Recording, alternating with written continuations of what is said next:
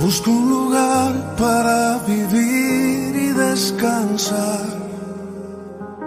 donde no hace falta ni llamar. El mensaje de hoy se titula Aprender a depender de Dios. El apóstol Pablo en Romanos capítulo 6, versículos 20 al 22 nos dice: porque cuando erais esclavos del pecado, erais libres acerca de la justicia. Está diciendo que estábamos libres de la obligación de hacer lo correcto porque hacíamos lo que queríamos sin tener conciencia de pecado.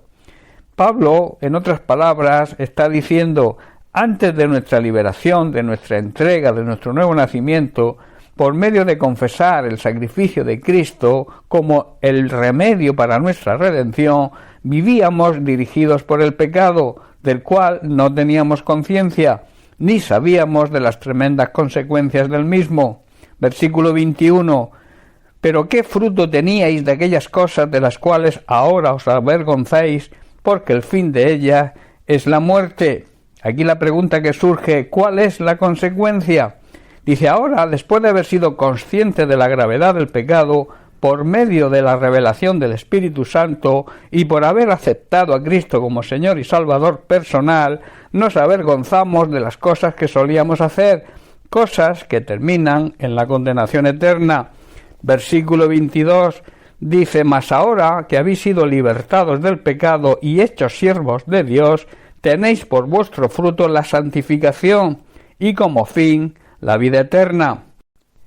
Pablo está diciendo que ahora, gracias a ese reconocimiento y a ese comprender la gravedad del pecado, somos libres de sus consecuencias, que es la condenación eterna, y nos hemos hecho esclavos de Dios.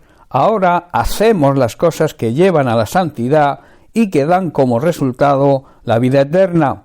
Es mejor, hermanos, ser esclavos de Cristo y tener vida eterna que ser esclavos de Satanás, el cual nos empuja al pecado y por tanto a la condenación eterna. Pablo en Gálatas capítulo 2 versículo 20 declara: con Cristo estoy juntamente crucificado, y ya no vivo yo, mas vive Cristo en mí, y lo que ahora vivo en la carne, lo vivo en la fe del Hijo de Dios, el cual me amó y se entregó a sí mismo por mí. Pablo está diciendo: mi antiguo yo, que era egoísta, egocéntrico y soberbio, ha sido crucificado con Cristo. Ya no vivo yo, sino que Cristo es el que vive en mí. Vivo la vida que vive Cristo. Así que vivo en este cuerpo terrenal, confiando en el Hijo de Dios, quien me amó y se entregó a sí mismo por mí.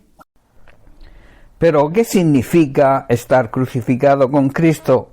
En Mateo capítulo 16, versículo 24, Jesús les dijo a sus discípulos y nos dice hoy a nosotros: si alguno de vosotros quiere ser mi discípulo, o sea, mi seguidor, tiene que abandonar su manera egoísta de vivir, tomar su cruz y seguirme.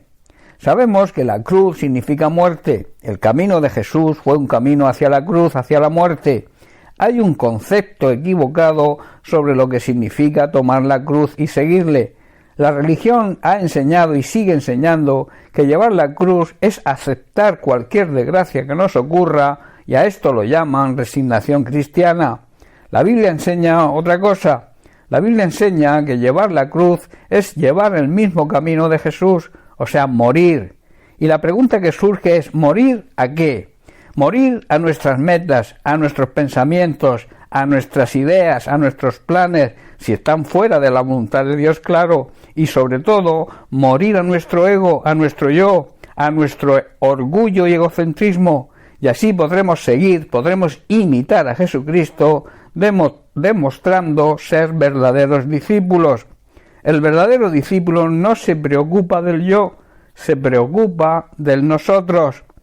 Pablo reconoce y dice: estoy juntamente crucificado con Cristo, y ya no vivo yo, mas vive Cristo en mí.